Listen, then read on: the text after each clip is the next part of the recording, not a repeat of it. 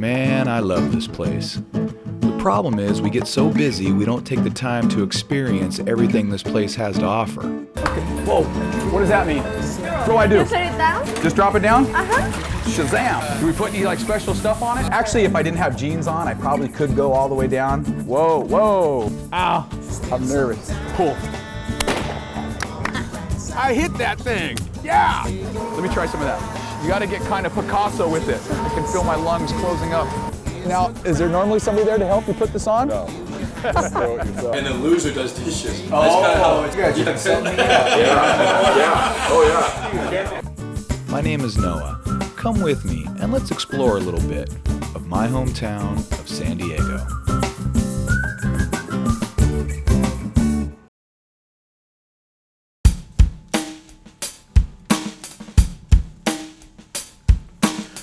I know. I've already done 2 other episodes on Ocean Beach, and I haven't covered nearly half of the remaining neighborhoods in San Diego. Yet here I am with episode 3. I can't help it, I just love OB.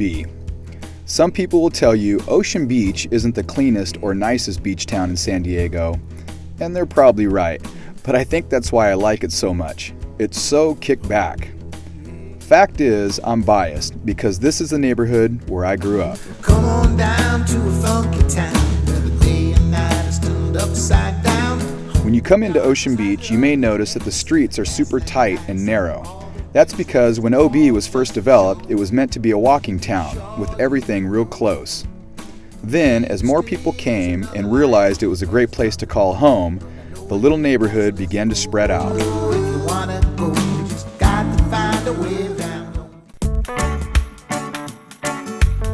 One thing that's cool about OB, it seems there's always someone you know. Hey, Noah! Take, for instance, Ted Kaplanaris and his sister Nancy, or in Greek we call her Aspasia. I've known the Kaplanarises since I was a young boy. In fact, my grandmother used to waitress for them back in the day. At Old Town House, you can always get a good meal along with some good conversation with an old friend. As you make your way through town, you'll notice Ocean Beach is big on art.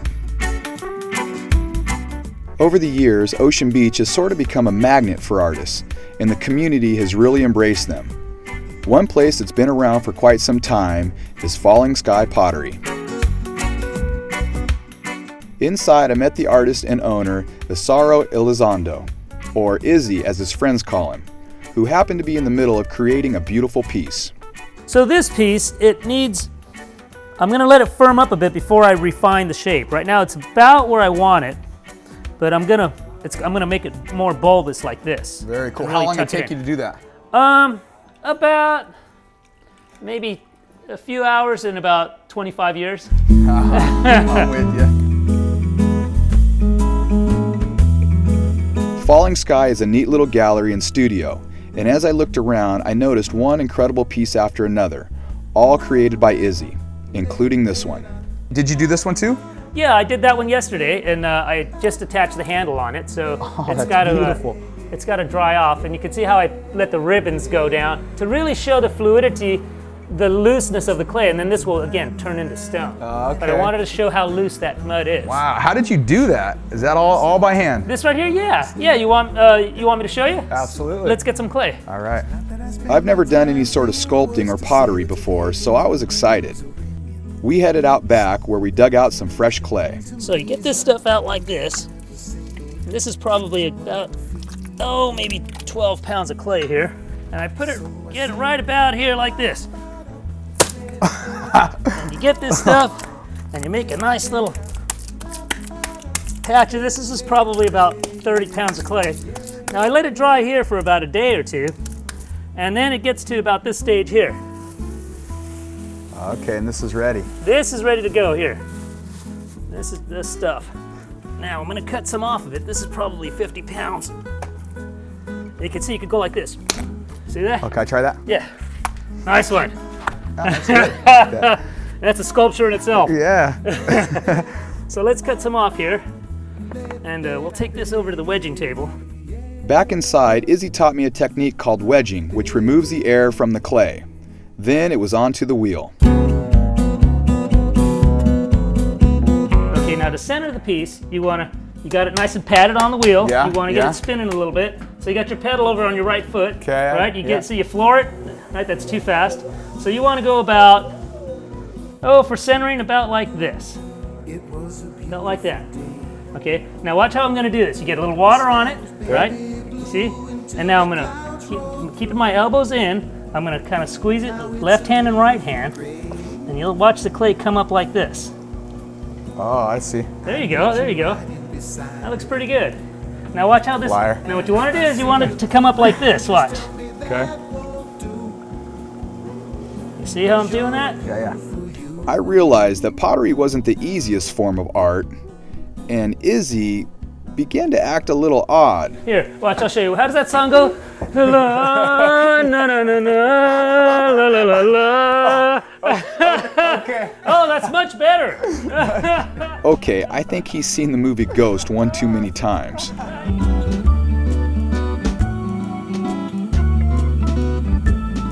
After several steps, my piece of clay began to take shape. And although we were supposed to be making the same thing, my piece wasn't looking as nice as Izzy's. Actually, it looked nothing like Izzy's. He's a real pro, and he's been perfecting this art form since he was a young teen, studying under some of the finest in the field. After we made our spouts, it was time to put on our handles. Again, Izzy is really good. As soon as I put on my handle, I sat back and took a look. Kinda made me proud. It's nothing like making something with your hands. Next, it was out back to load the kiln. On a glaze firing, nothing can touch. No pieces can touch it, or else they will fuse together. Oh, okay. It becomes like glass in there. Okay. So you got to set everything in there very carefully. These are the kiln shelves. We got to stack them all as you go. First, we load the back half, Okay. and then we stack up the front half. Oh, okay. And I just have a few more pieces here to finish the load. This is the kiln goddess here. She's going in right here. Okay. Here's a beautiful Tuck her in nicely. vase. What's the difference between a vase and a vase? I don't know. Oh, about $40. How'd you get your finger to make that one? Yeah, that's tricky. That's another. That's the second lesson. Wow, this one's nice. Yeah, Huh? this is really nice. Isn't that detail? Yeah. That's a real nice detail. cool. I'm gonna put it right. It looks like there's room for it right here. Again, we got to get them as many pieces as we can in here without anything touching. After we got it loaded, we built up the door with fire bricks to seal it off. This thing fires up to 240 degrees Fahrenheit and goes for 12 hours. At night, Izzy can remove certain blocks to make sure the temperature is maintained. This thing was smoking. I learned a bunch hanging out at Falling Sky Pottery. Izzy teaches pottery classes throughout the week, so if you're into trying something new, stop by and say hello. Oh yeah, and he promises he won't do the ghost thing on you. Are you ready for a little Cuban in your life? Then you gotta get over and see Vivian at Azucar.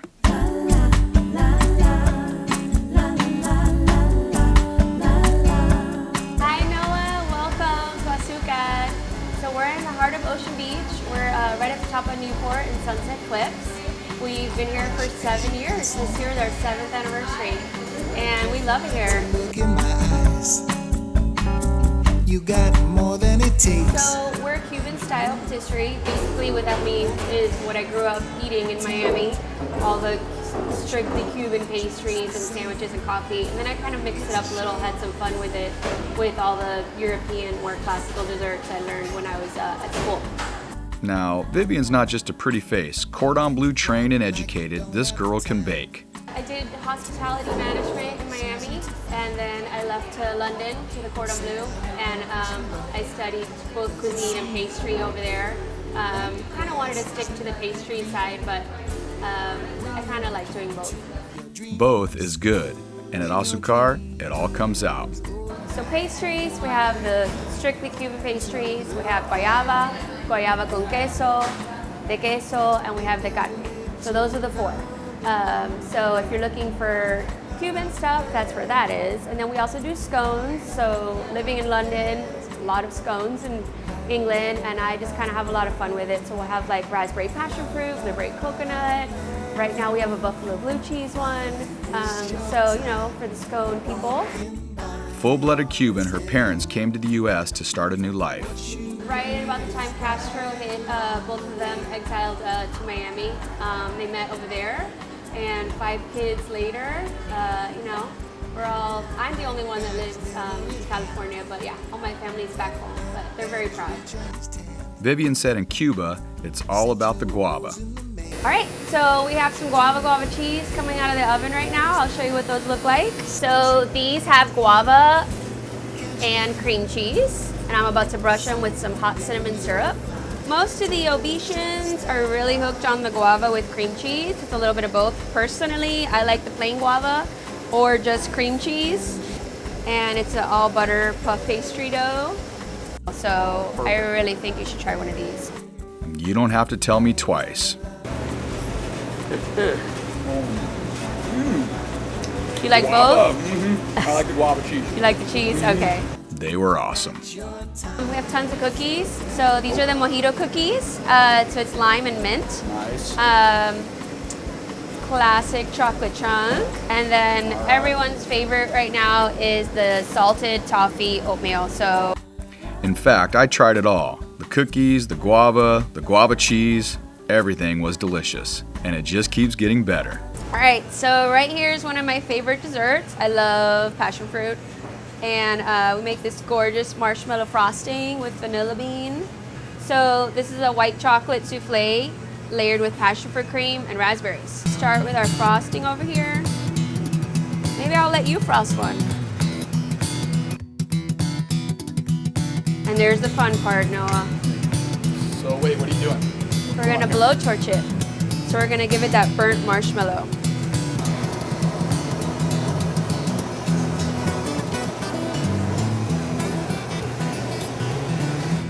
Yes. There we go.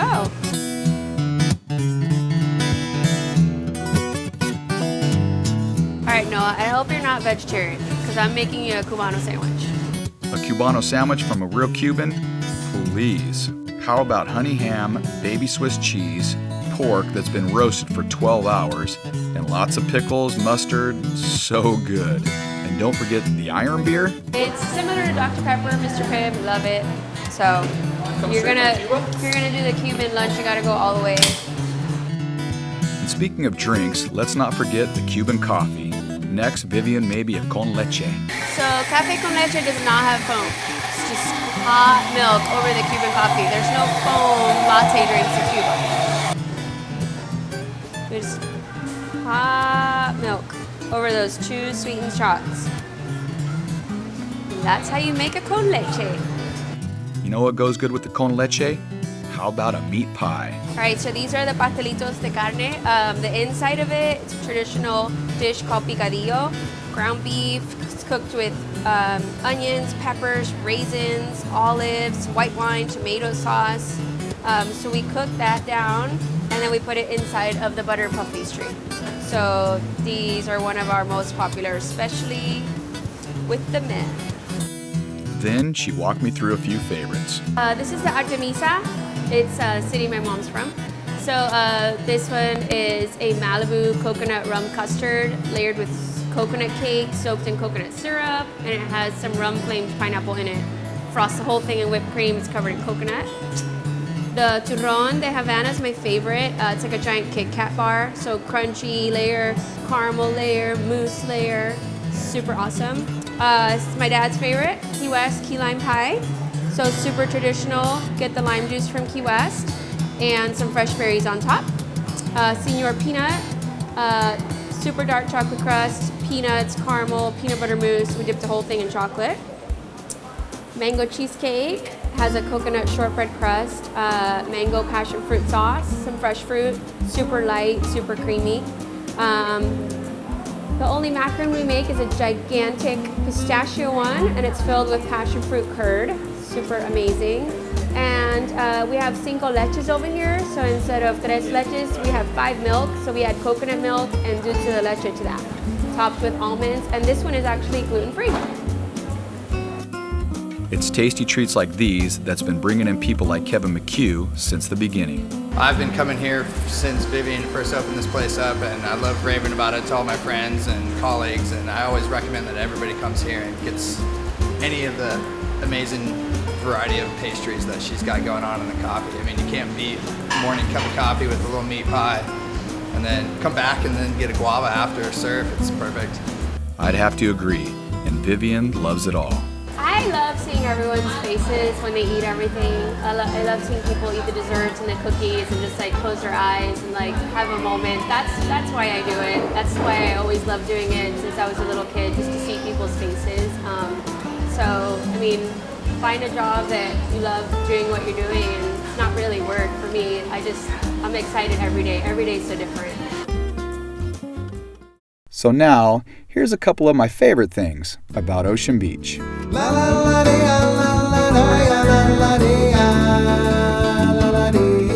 At low tide, I love to go down and check out the tide pools. There's so much to see, and it's so peaceful. I think that's probably my favorite thing. I also like to hang out and people watch. There's always lots to see in OB.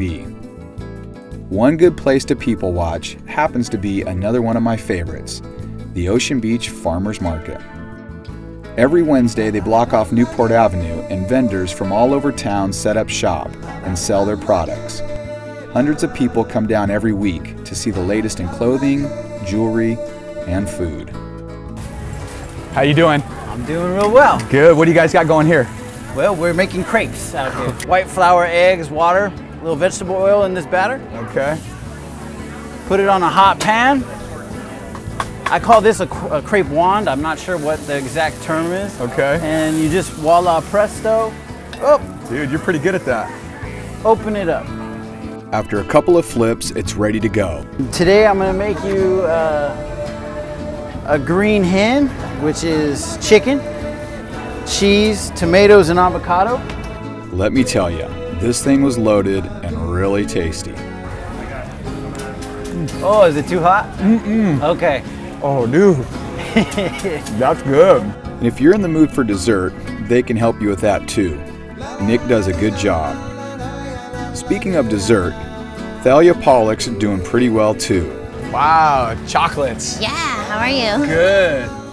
Welcome to Ocean Beach Chocolate Company. These are all handmade chocolates. We also have peanut butter cups, caramels. Oh. I don't know, pretty much whatever your heart desires. Oh, how about a peanut butter cup? Yeah. Would you like milk chocolate or dark chocolate? Milk chocolate. Milk chocolate? Yes. All right. I'll get one of these for you right here. Do you need a little bag for this? Or you can do No, this right I'll now? try it right here. Perfect. Okay, so where do you make all these at? So I'm fortunate. One of my fiance actually has. He works in the kitchen. So you guys do these all yourselves? Just you and him? Just me. Just you? Yep. Oh, that's cool. What is your favorite? I don't know. They're all really good. People ask me that all the time. It's hard. It is hard because there's so many to choose from. The blue cheese truffle? Delicious. I think Thalia has found her niche. Next was Richie Utter's roasted chilies. New Mexico way of roasted chilies and roasted chili products. Oh, okay. Yeah. How long you been doing this? Well, we've been here at the market, Noah, for just a little bit over 3 years now, and so far so good. What kind of chili is this? This is an Anaheim chili. Okay. It was grown in the Central Valley of California. It's a mild chili. It's one of my most popular sellers, and people are familiar with that chili being produced as a canned product, like an Ortega chili here. I think you're going to like that one. That's pretty good. All right, I'm going to try it. Ooh, Okay. It's warm too. Yeah, that just came out of the roaster. Oh, dude, that's good. Not only can you get fresh roasted chilies from Richie, but he has a line of dips too, all very good. My next stop was Damian Devine's Torpasta booth. What we do is something totally unique, different. We take a hollow garlic bread, we stuff it full of different pasta dishes. Something I came up with when I was a little kid. In the cafeteria, they served the spaghetti in a roll. I hollowed it out and stuffed all the spaghetti in and was on to it because it was nice and neat, no mess. Really? And I've been doing it ever since, just trying to perfect it. Yeah, I used to do, I wouldn't do like you did, pull it out, but I'd wrap my bread around my pasta, and eat it. Cool. Dude, that's a good Yeah, idea. so you get it. I get it, I love man. people that get it. I tried the creamy pesto chicken with sun-dried tomatoes. Awesome. When you come to the farmer's market, you can't possibly leave without trying some fruit. That's good. So I stopped over to see Matthew at the Smith Orchards booth. Well, we got a lot of things. Basically, it's summertime right now, so we got mainly stone fruits. It's going to be white peaches, yellow peaches, white nectarines, yellow nectarines. We still got some blueberries in the season, a couple cherries left in the season, and then we also got these pluots. Pluot. What's a pluot? It's 3/4 plum, 1/4 apricot. 100% awesome. Is that what you got right here? You got to try one of these guys. Okay. Oh, dude, that is good. Absolutely amazing. 3/4 plum. And 1/4 apricot. 1/4 apricot. Dude. Killer. And we do everything with no pesticides, no herbicides, no chemical fertilizers. What's the difference between organic and pesticide-free? Well, pesticide-free is usually meaning it's in the transition from going from non-organic to organic. It's a 3-year certification process. So until it hits that 3rd year of being grown organically, it has to be called pesticide-free. So once it's that 3rd year, though, then it's certified organic, and you're guaranteed no pesticides, herbicides, or chemical fertilizers. What is this? This guy right here is pesticide-free. It's got 1.5 more years till its certification goes through. Dude, I like pesticide-free. It's yeah. good. Makes it more tasty. Matthew was really knowledgeable and very cool, much like my time at the farmer's market. If you haven't been down, you gotta check it out. I hope this episode encourages you to go dig into your neighborhood and discover something new. I think neighborhoods are kind of personal. Some would look at OB and think it's dirty, there's hippies, there's bikers, there's hippies. For me, I don't care. I love it all. Why? Because it's my little neighborhood. No one can love you like I do. Someday I know you'll love me too.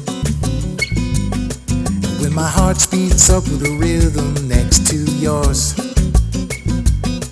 like a wave that comes from beneath the ocean floor.